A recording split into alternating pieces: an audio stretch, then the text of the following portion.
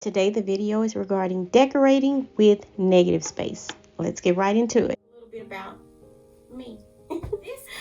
This particular video came about when I did the original video on the wall that is in front of me over here in front of this table. Or I wanted to finish out the room with the decor. When I did the video, I placed two, I'm going to call them teardrop mirrors along the side. I've told you all before, I'm a visual person, and I'm speaking of me personally in my decor sense, in my spaces around my house and what I like to see. I quickly learned throughout the years that I am a negative space person. It's basically, in a nutshell, it's areas or spaces around your rooms that you have nothing. There's no decor. They probably most likely will be walls. I almost call it minimalist in a way. I'm definitely not a minimalist, leaning a little bit when it comes to the walls. I like breathing room, negative space on my walls visually and around the room. So in other words, when I was doing the wall table and it had the two mirrors on there, I actually put them there for the video just to stage the area. I did not, but for me and for my eyes, it was still much. It's what I call, and I have in the past with videos, I call it busyness. For me, when I did the cabinets behind me, I started adding accessories and things on it. For me, it starts to become visual clutter. And I'm just speaking for me, not for you all. I love all of the tchotchkes and different things, and occasionally I pull those things off and it's just pillows up there, and it may be nothing there for me. I am a person that likes negative space. I don't like nothing, but that's me. On my walls, I would often get asked years when people would come and visit, but they would, the last question would be, are you going to put anything on the walls? For me, I'm not going to say I'm a picky person, but I don't really like a lot of different things on my walls. It's not that I don't like artwork, because I definitely love art. I like to visit the museums.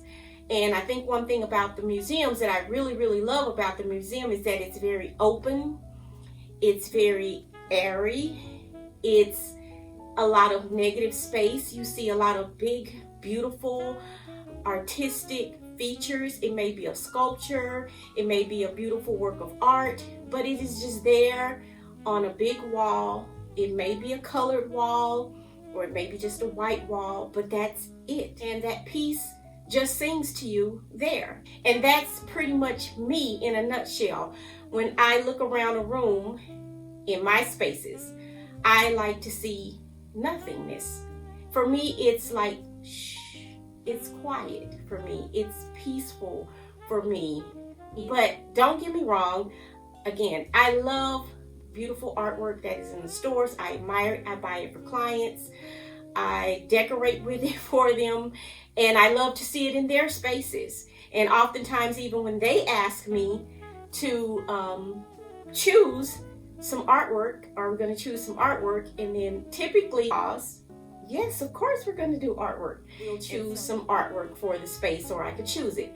I have no problem choosing it.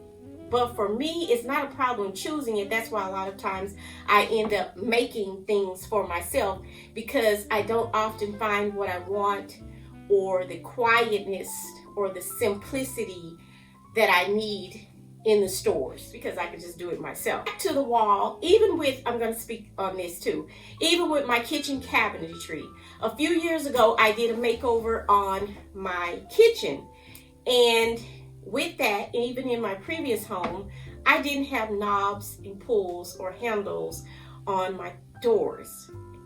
For me, I see it and it turns into just dancing dots. I know that sounds a little weird or whatever. I love pulls and handles. I love to choose them.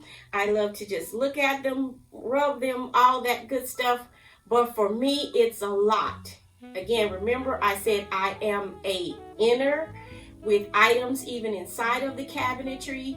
I prefer them in rather than out. Some people are outers. They love everything out. They like it right there on hand for them to pick up and use. I prefer going inside of a cabinet, reaching for those items, pulling them out, and then using them and putting them back. For me, again, it's visual clutter, and that's a personal thing is what I'm speaking of.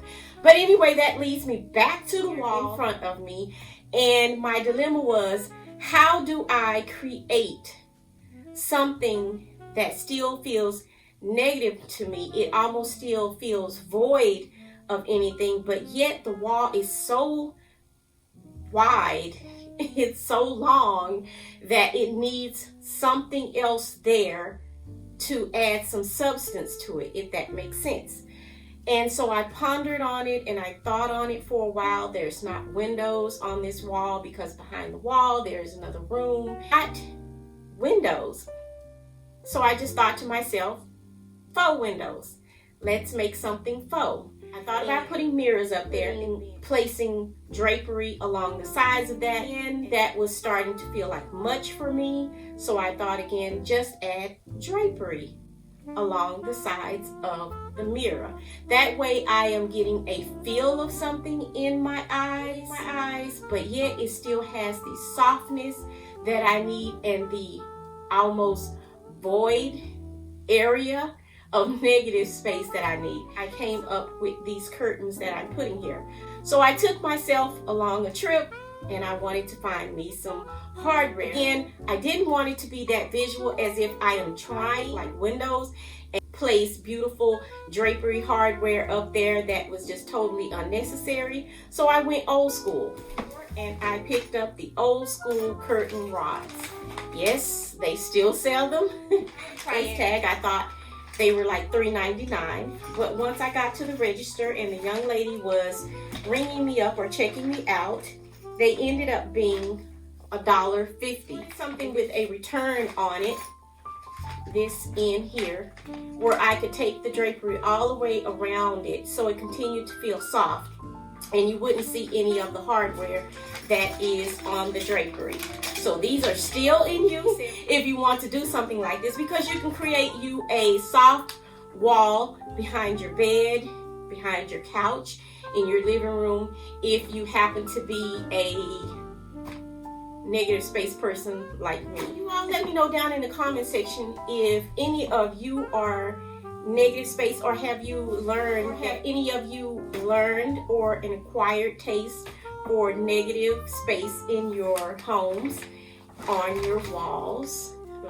I don't want every wall to be empty, because of course you see this has been here going on, I believe, over a year and a half now, 2 years, and I really like it. And usually when I do make something, I was gonna say but usually when I make something or I buy something for the walls, it typically does stay there quite a while. And I am not saying that this look is for everyone, because it definitely isn't. Some people love to see lots of things on the walls, on their couches, on their shelves, you know, it's okay, because I like to see it too, just not for me personally.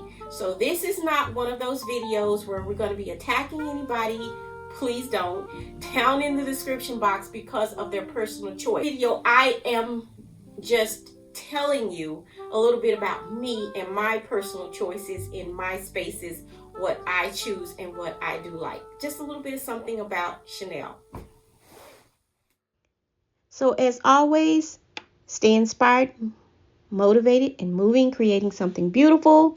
If not for yourself, then for someone else. And I hope you enjoyed this video regarding negative space and how I decorate using negative space.